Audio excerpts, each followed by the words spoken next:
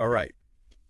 Ready to dive into some awesome vocabulary? I am. Let's go. You guys are always asking us to do more for English language learners. Oh, yeah, for sure. We're taking the plunge today Awesome. Love it. with 30 words.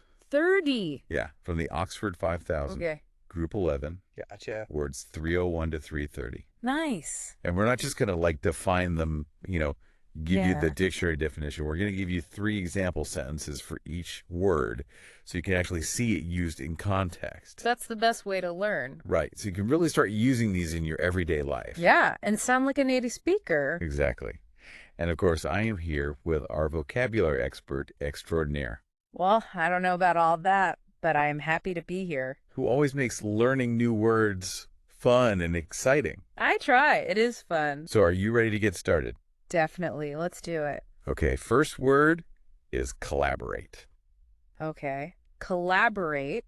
So to collaborate means to work with someone to achieve a shared goal. Ooh, I like that, a shared goal. Yeah, like we're collaborating right now on this deep dive. Yes, we are.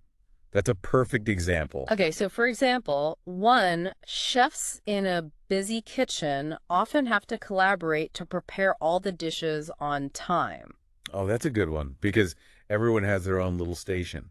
Exactly. And you have to time everything perfectly. Yeah, it's all about timing and communication. Okay, what about another example? Okay, number 2. Scientists from different countries might collaborate on a research project to, cure a disease or something. Yeah, that's a really important one, especially today with, global pandemics and everything. Right, exactly. Global collaboration is essential. Okay, and last one for collaborate. All right. A group of students might collaborate on a class project to get a better grade. Ooh, yeah, definitely done that one. I think we all have. Okay, so that is collaborate. Yes, work together toward a shared goal.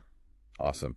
All right, next word is collision. Collision. All right, so a collision is basically when 2 or more things hit each other with force. Ooh, I don't like that word. Yeah, it can be a little scary, right? It makes me think of car accidents. Yeah, well, that's definitely a common example. Sadly, a car collision. Right, and sometimes you hear on the news a midair collision. Ooh, yeah, that's even worse. 2 planes colliding. Oh, that's terrifying. Yeah, it's a very powerful word. Okay, so we get those kind of physical collisions. Right, the impact is real. But then can you also have a collision of ideas? Oh, yeah, absolutely. That's a good one. Like when 2 people with very different opinions come together. Exactly. It can be a metaphorical collision. Right, sparks might fly. For sure. Sometimes those collisions can be productive, though, Yeah, sometimes they lead to new ideas and innovations. Right. So it's not always a bad thing. Okay, so example number 3 for collision.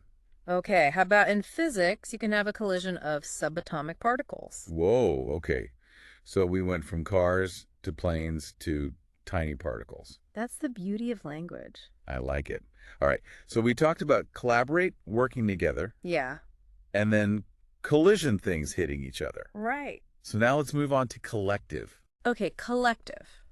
So this refers to a group of people who come together for a common purpose. Okay, so it's kind of like collaborate, but more about the group itself. Yeah, exactly. It's the noun form of collaborate. Okay, I see. So like a collective of artists. Right, exactly. Like they might share a studio space or resources. Yeah, that's a great example. Or like a farmer's market. That's a collective of farmers. Oh, yeah. All coming together to sell their produce. Right, exactly. Okay, what about a third example? Okay, how about a workers' collective where they all have a say in how the business is run? Ooh, that's interesting. So it's kind of like a democratic way of running a business? Exactly. Everyone has a voice. I like it. Okay, so collective is a group of people. With a common purpose. Awesome. Now let's talk about collector. Collector. All right, so a collector is someone who amasses a collection of items, often as a hobby. Oh, yeah. Like my grandma, she collects those little ceramic animals. Ah, that's cute. Yeah, she has hundreds of them. Wow.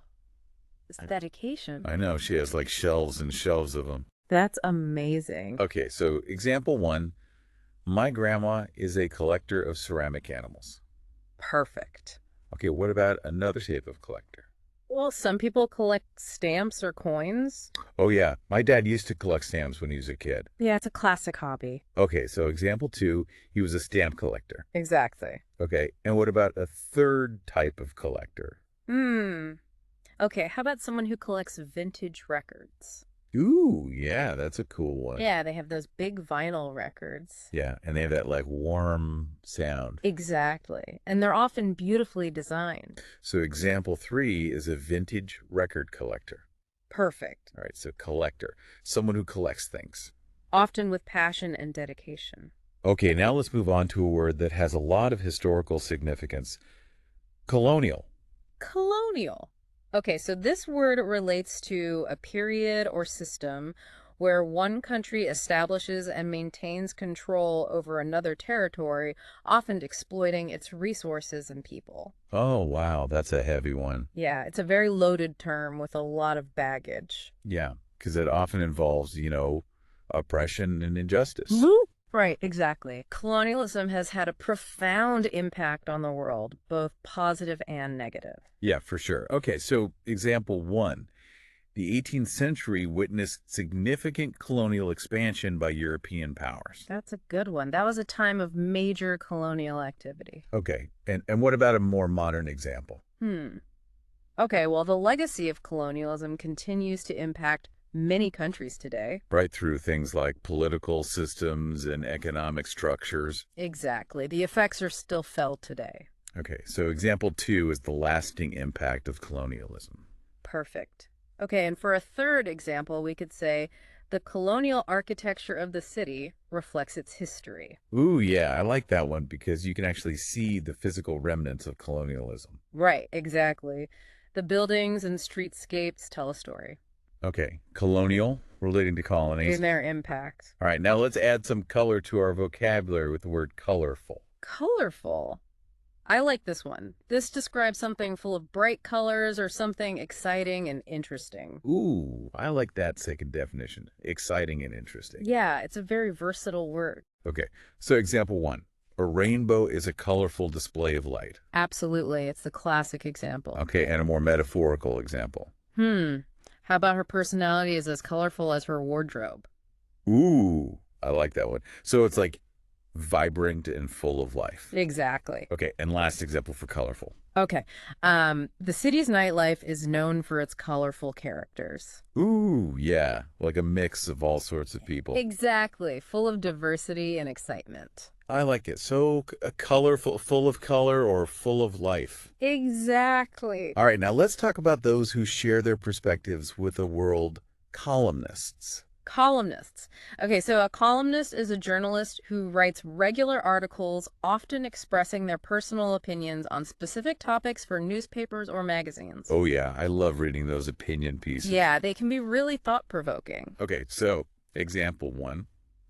The political columnist's sharp commentary on the recent election sparked debate among readers. Ooh, yeah, that's a good one. They often tackle controversial issues. Yeah, and sometimes they can be very persuasive. Right, they can definitely sway public opinion.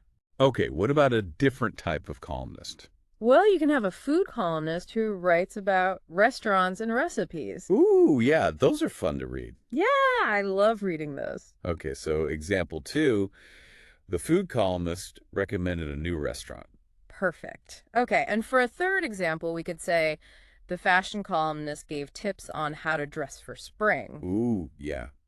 I need those tips. I think we all do. Okay, so columnists, they write regular articles. Often with a strong point of view. Okay, now let's talk about disagreements that can escalate into combat. Combat. So this word means to fight or struggle against something, either physically or metaphorically. Oh, wow. So it can be quite intense. Yeah, it can be a very serious word. Okay, so example 1, soldiers engage in combat to defend their country. That's the most common example. Right. Very brave and selfless. Absolutely. Okay, and a more metaphorical example. How about doctors combat diseases with medical advancements? Oh, yeah, that's a good one. That's like a constant battle. Right, exactly. A fight for health and well-being. Okay, and what about another metaphorical example? Okay.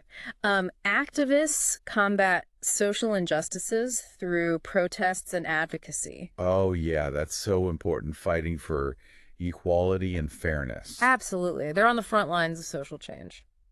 So combat can be physical or metaphorical. Exactly. It's all about struggle and opposition. Okay, now let's lighten things up with the word comic. Comic. Okay, so this can refer to something funny or intended to make people laugh. Oh, I like that. Yeah, it's a happy word. Okay, so example 1, a stand-up comedian tells jokes to make the audience laugh. That's the classic example. Right, they're always trying to get a chuckle. Exactly, they're masters of humor. Okay, what about another type of comic? Well, you can have a comic book with superheroes and villains. Ooh, yeah, I love those. Yeah, they're so imaginative. Okay, so example 2, he collects comic books. Perfect. Okay, and for a third example, we could say the movie's comic relief helped to break the tension. Oh, yeah, those funny moments in serious movies. Right, they provide a nice balance. So, comic, relating to humor and laughter. Exactly. All right, now let's talk about leadership with the word commander. Commander. Okay, so a commander is a person in authority, especially in a military context. Oh, yeah, like the captain of a ship. Right, exactly. They're in charge. Okay, so example 1, the ship's commander steered the vessel through the storm. Wow, that's a dramatic one. Yeah, they have to make tough decisions in challenging situations. Absolutely. They need to be calm and collected. Okay, what about a different type of commander? Well, you can have a police commander who oversees a precinct. Oh, yeah, they're responsible for keeping the peace. Right, exactly. They have a lot of responsibility. Okay, so example 2, the police commander addressed the community about crime prevention. Perfect. Okay, and for a third example, we could say the fire commander directed the firefighters to extinguish the blaze. Ooh, yeah, they have to act quickly and decisively. Absolutely. It's a high-pressure job. So commander, someone in a position of authority. Often with a lot of responsibility. Okay, now let's talk about beginnings with the word commence. Commence. This simply means to begin or start something. Ooh, so it's like a more formal way of saying start? Yeah, it's a bit more official. Okay, so example 1, the graduation ceremony will commence at 10 a.m. That's a good one. It's a very ceremonial word. Yeah, like marking the start of a new chapter. Exactly. Okay, and a less formal example. How about let the games commence? Ooh, yeah, like at a sporting event. Right, exactly. Signaling the start of the competition. Okay, what about a third example? Okay, the construction project is scheduled to commence next month. Ooh, yeah, so it's like the official start date. Exactly. So commence means to begin. In a more formal way. All right, now let's talk about those who provide commentary. Commentators. Commentators. Okay, so a commentator is someone who provides spoken or written remarks about an event or situation. Oh, yeah, like the people who talk during sporting events. Right, exactly. They give us play-by-play analysis. Yeah, and they also provide context and insights. Absolutely. They help us understand what's happening. Okay, so example 1, the sports commentator narrated the exciting basketball game. That's a classic example. Yeah, they really get you into the action. Right, they bring the game to life. Okay, what about a different type of commentator? Well, you can have a political commentator who analyzes election results. Oh, yeah, those are always interesting to listen to. Yeah, they offer different perspectives on current events. Okay, so example 2, the political commentator discussed the implications of the election. Perfect. Okay, and for a third example, we could say the fashion commentator critiques the latest runway trends. Oh, yeah, they have a keen eye for style. Right, exactly. Yeah. They know their stuff. So commentators, they provide commentary on various events, offering their insights and analysis. Okay, now let's talk about the global exchange of goods and services. Commerce. Commerce. This refers to the buying and selling of goods and services, basically trade and business. Oh, yeah, it's the backbone of the economy. Right, exactly. It's how we get the things we need and want. Okay, so example, one international commerce has increased in recent years. That's a good one. Globalization has made trade easier than ever. Yeah, we can get products from all over the world. Right, exactly. Okay, and what about a more specific example? How about the city's downtown area is a hub of commerce? Oh, yeah, with all the shops and businesses. Right, exactly. It's a bustling center of activity. Okay, and what about a third example? Okay. E-commerce has revolutionized the way we shop. Ooh, yeah.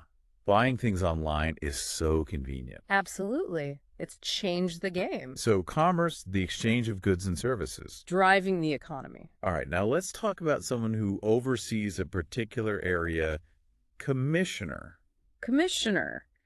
This is an official appointed to a specific role or responsibility, often in government or sports. Oh, yeah, like the police commissioner. Right, exactly. They're in charge of the police department. Okay, so example one, the police commissioner announced new crime prevention measures. That's a good one. They have to keep the city safe. Yeah, it's a big responsibility. Absolutely. Okay, what about a different type of commissioner? Well, you can have a baseball commissioner who makes decisions about the league. Oh, yeah, like rule changes and player trades. Right, exactly. They have a lot of power. Okay, so example two, the baseball commissioner suspended the player for violating league rules. Perfect. Okay, and for a third example, we could say the city appointed a new Parks and Recreation commissioner. Ooh, yeah. They're in charge of all the parks and playgrounds. Right, exactly. They make sure our public spaces are well maintained. So, commissioner, someone in a position of authority. Overseeing a specific area. Okay, now let's talk about the raw materials that are essential for our economy. Commodities.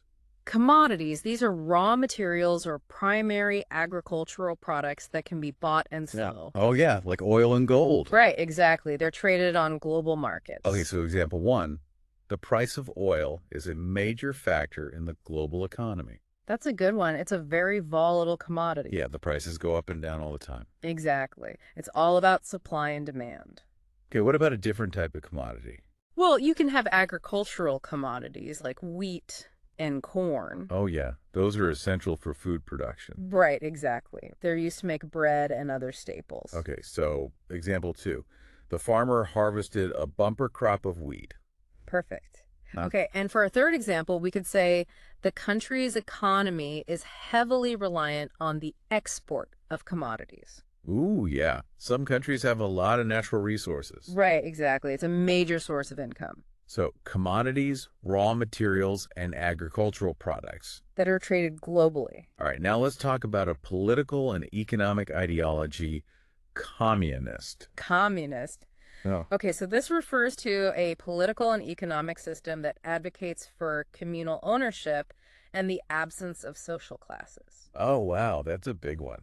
Yeah, it's a very complex topic with a long history. Yeah, it's been implemented in various ways with varying degrees of success. Right, exactly. There's no one-size-fits-all approach. Okay, so example one, the country transitioned to a communist system after a revolution.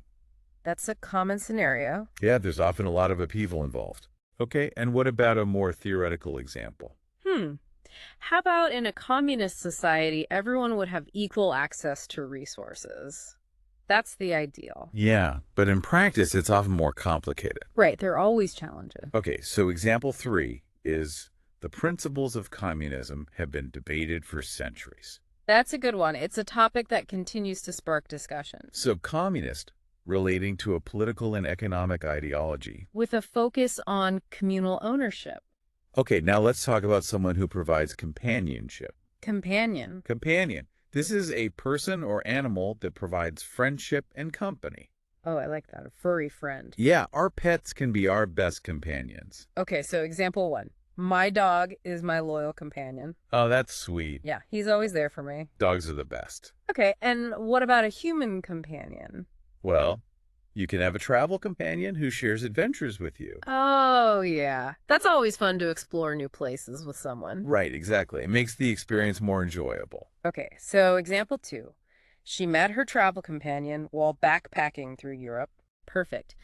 Okay, and for a third example, we could say the elderly woman found solace in the companionship of her cat. Oh, that's heartwarming. Yeah, pets can provide so much comfort and companionship, So companion, someone who provides friendship and company. whether human or animal. All right, now let's talk about comparing things with the words comparable and comparative. Comparable and comparative. Okay, so comparable means similar enough to be compared. Okay, so like two different brands of coffee might be comparable in terms of taste. Right, exactly. They have similar qualities. Okay, and what about comparative? So comparative is the adjective form of compare, so it describes something that is being compared. Oh, okay, so example 2, the comparative study analyzed the effectiveness of two different teaching methods. Perfect. It's highlighting the comparison. Okay, and a third example. Okay, how about she has a comparative advantage in the job market due to her skills and experience? Ooh, yeah, so it's like she has an edge over others. Right, exactly. She's more qualified. So comparable means similar enough to be compared. And comparative is the adjective form. Awesome. Now let's talk about a very positive quality, compassion. Compassion. This is a feeling of deep sympathy and concern for the suffering of others. Oh, yeah, it's like empathy in action. Right, exactly. It's putting yourself in someone else's shoes. Okay, so example 1, the volunteers showed compassion by helping the homeless population. That's a great example of compassion in action. Yeah, they're giving back to the community. Absolutely. Okay, and a more personal example. How about she felt compassion for her friend who is going through a difficult time? That's true friendship. Yeah, being there for each other. Right. Okay, and what about a third example? Okay. The judge showed compassion when sentencing the young offender. That's a tough one, but sometimes compassion is needed, even in difficult situations. Right, it's about understanding and forgiveness. Exactly. So compassion, a deep feeling of sympathy and concern. For those who are suffering. Okay, now let's talk about being forced to do something. Compel. Compel. This means to force or strongly persuade someone to do something. Oh, wow. So it's like you don't have a choice. Right, exactly. It's a very strong word. Okay, so example 1. The evidence presented at the trial compelled the jury to reach guilty verdict. That's a serious example. Yeah, the evidence was overwhelming. Right, it left no room for doubt. Okay, and a less serious example. How about my conscience compelled me to tell the truth? That's a good one. Sometimes we're compelled by our own morals. Yeah, doing the right thing even when it's hard. Exactly. Okay, what about a third example? Okay. The threat of rain compelled us to cancel the picnic. That's a relatable one. We've all been there. Yeah, sometimes the weather has other plans. Right, exactly. So compel to force or strongly persuade. Leaving little room for choice. Right, now let's talk about something that grabs our attention. Compelling. Compelling. This describes something that is so interesting or convincing that it demands attention. Oh yeah, like a captivating story. Right, exactly. It draws you in. Okay, so example 1. The documentary presented a compelling argument for environmental conservation. That's a good one. It makes you want to take action. Yeah, it's very persuasive. Right, it appeals to your emotions and intellect. Okay, and a more personal example. How about her personal story was so compelling that it moved the audience to tears? Wow, that's powerful. Yeah, when someone shares their heart and soul. Right, exactly. Okay, and what about a third example? Okay. The evidence presented by the lawyer was compelling enough to convince the jury. That's a good one.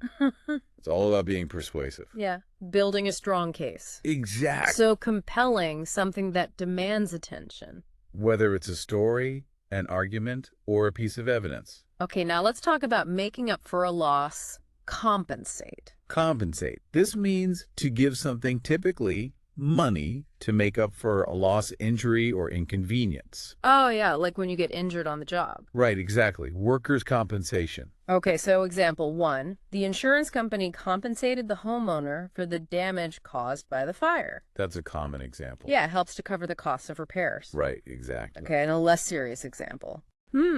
How about the airline compensated the passengers for the delayed flight? That's always a nice surprise. Yeah, it's a way of apologizing for the inconvenience. Right, exactly. Okay, and what about a third example? Okay. She compensated her friend for the broken vase. That's a good one. Oh. Sometimes accidents happen. Yeah, it's the right thing to do. Absolutely. So compensate to make up for a loss. Often with financial payment.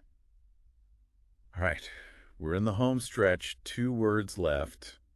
Let's talk about having the necessary skills. Competent. Competent. This means having the ability and knowledge to do something well. Oh, yeah, like a competent doctor. Right, exactly. Someone you can trust with your health. Okay, so example 1. The surgeon is a highly competent professional. That's reassuring to know. Yeah, you want someone who knows what they're doing. Absolutely. Okay, and a less serious example. How about he's a competent cook? He can whip up a delicious meal in no time. I wish I was a more competent cook. Yeah, same here. Okay, and for a third example, we could say she demonstrated her competence by completing the task efficiently and accurately. Ooh, yeah, that's impressive. Right. It shows that you're capable So competent, having the skills and knowledge. to do something well. And our final word for this deep dive is compile. Compile. This means to gather information or materials from various sources and arrange them in a cohesive way. Oh, yeah, like compiling a report. Right, exactly. Yeah. Pulling together different pieces of information. Okay, so example 1, the researcher compiled data from multiple studies for her dissertation. That's a good one. It's all about gathering evidence. Yeah, building a strong argument. Right. Okay, Right. and a less academic example. How about he compiled a playlist of his favorite songs for the road trip?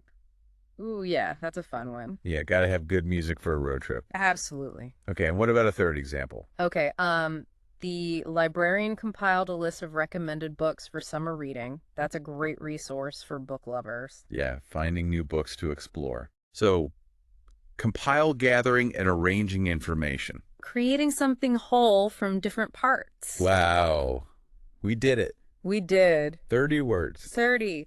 And 3 examples for each. That's right. I'm impressed. Me too. I feel like I've learned so much. Me too. It's amazing how much power language holds. It really is. Yeah. You know, expanding your vocabulary is like opening up new worlds and perspectives. Absolutely. It allows us to express ourselves more clearly and understand complex ideas more easily. And connect with others on a deeper level. Right, exactly. It's all about communication. So I encourage you all to start using these words in your everyday life. Don't be afraid to make mistakes. That's how we learn. That's right. And have fun with it. So here's a final thought for you to ponder. How can learning new words help you achieve your personal and professional goals? Ooh, that's a good one. Until next time, keep those brains buzzing and happy wordsmithing.